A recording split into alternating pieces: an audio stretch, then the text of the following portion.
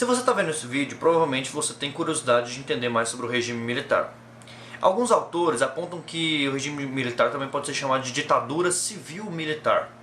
Outros autores apontam que, na verdade, isso aí está incompleto, que o correto seria ditadura empresarial civil-militar, pela presença dos civis, obviamente dos militares, e de empresas no processo tanto do estabelecimento do golpe quanto no decorrer da ditadura. Bem, é isso que a gente vai ver hoje.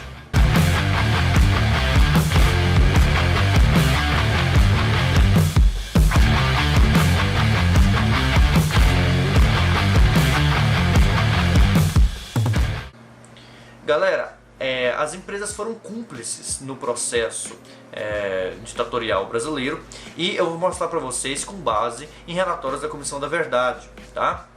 A Comissão da Verdade é uma comissão que foi estabelecida logo após o fim da ditadura para que houvesse investigação e apuração do que realmente aconteceu durante esse regime, né? Tanto das perseguições como na área econômica, na área jurídica, política, enfim. O que a gente sabe é que mais de 80 empresas favoreceram o período da ditadura. Aqui, entre as empresas, a gente pode colocar alguns nomes: Texaco, Volkswagen, Johnson & Johnson, entre outras empresas que são muito conhecidas e que a gente não fazia ideia de que tinha fornecido à ditadura uma ajuda muito grande, né? E de que forma foi essa ajuda? Bem, nos relatórios da Comissão da Verdade mostram que muitas empresas tinham listas negras que entregavam funcionários que tivessem aí qualquer tipo de suspeita de ser subversivo, né? Então, funcionários que pudessem fazer reunião laboral, pudessem fazer qualquer tipo de reunião parecida com reuniões de sindicato, de organização dos trabalhadores, de luta contra o governo. Essas pessoas eram entregadas ao governo militar para que eles tomassem as providências desse crime político, né? Era chamado de crime político durante essa época. Agora, o estabelecimento do governo militar, o golpe mesmo, também teve auxílio das empresas, né? Não só entregar durante o período, mas também no golpe. Quando a gente teve o golpe militar no estabelecimento após o Marechal Castelo Branco, a gente sabe que a gente teve influência dos Estados Unidos. Inclusive, essa influência dos Estados Unidos no golpe militar é mostrado melhor no documentário O Dia que Durou 21 Anos da TV Brasil. Vou deixar linkado aqui embaixo. A Operação Bandeirantes, o estabelecimento dos doicodes, etc., foram todos muito influenciados pelo financiamento das empresas, né? Protetores auriculares para que os policiais da repressão pudessem treinar tiro, os automóveis mesmo, né?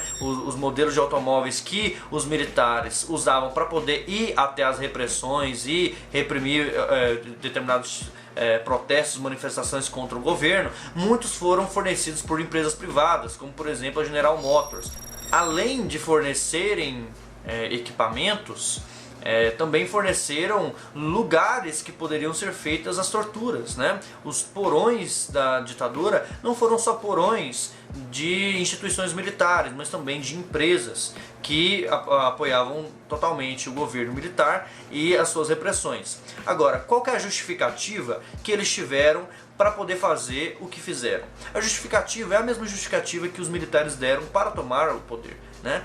A justificativa foi o seguinte: existe uma ameaça comunista. Esse medo durante a Guerra Fria não era, na verdade, um medo real. Era uma forma de ludibriar as pessoas e convencer elas de que precisavam do que estava acontecendo. Mas o que a gente sabe, na verdade, é que isso aí foi usado para manter o domínio imperialista dos Estados Unidos no Brasil e garantir que a classe trabalhadora não se organizasse e não reivindicasse seus direitos. Tudo isso porque antes da ditadura, né, antes de 64, a gente estava com um governo que foi eleito democraticamente, o governo de João Goulart, né, após a renúncia de Jânio Quadros. O governo de João Goulart tinha propostas de reforma agrária. As reformas de base de João Goulart eram reformas que iriam trazer uma melhoria na situação da classe trabalhadora. E naquele período, com a reforma agrária e E as visões que João Goulart tinham eram visões que poderiam ser consideradas visões de política externa independente, assim como o Jânio Quadros tinha, assim como outros presidentes vão pregar, né, a questão da soberania nacional, e os Estados Unidos não poderiam perder território, não poderiam perder um território subserviente a eles no momento da Guerra Fria. Então, para garantir que o Brasil se mantivesse na linha e não fizesse negócios com os países contrários a eles na Guerra Fria, aqui União Soviética, China, para que isso não acontecesse,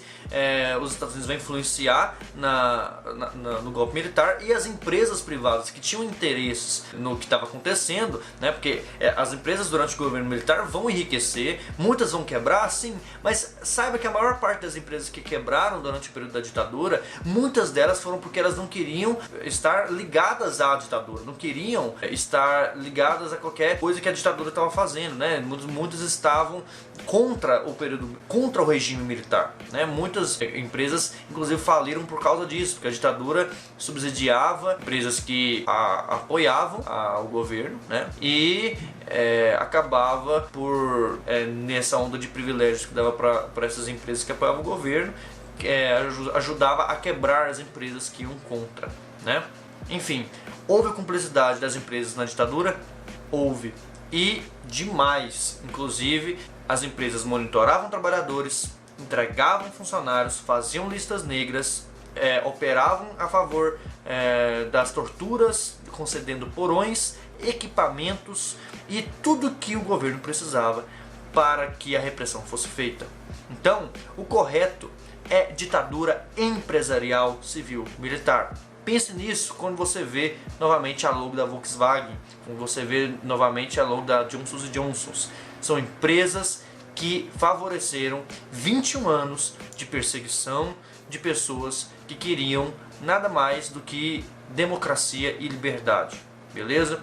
Eu finalizo o vídeo aqui. Se você gostou, por favor, não esqueça de digitar um gostei e de se inscrever no canal. Compartilhe com seus amigos. E é isso, até o próximo vídeo.